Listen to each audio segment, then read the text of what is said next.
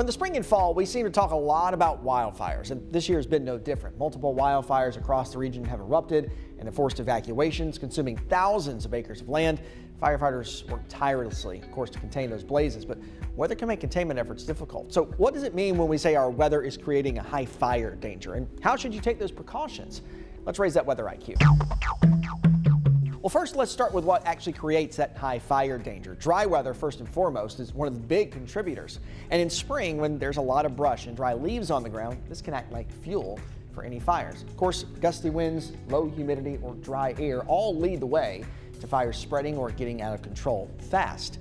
Most fires start by human negligence, or really just unsafe or unlawful actions. Things like throwing out a cigarette, burning trash, or burning leaves, even starting campfires in unauthorized locations. All it takes is one spark, mixing with that dry air, that dry brush, and then you have gusty winds that can actually pick it up and spread it. Wind can even carry embers or carry sparks that start new fires, and before you know it, wildfires and forest fires are blooming. We've seen products like a fire weather watch or a red flag warning from the National Weather Service. So what do those mean? A fire weather watch just means that critical fire conditions are possible, meaning that dry air and gusty wind. But when you see a red flag warning, which we've had this year, that means that those conditions are imminent and happening right now. When these are issued, it's not illegal, but really not a good idea to burn anything.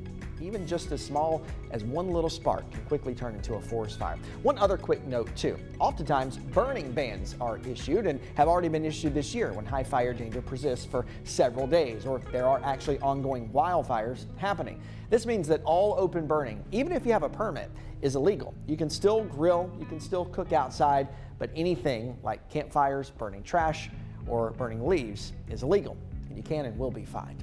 With your Weather IQ, I'm meteorologist Christian Morgan.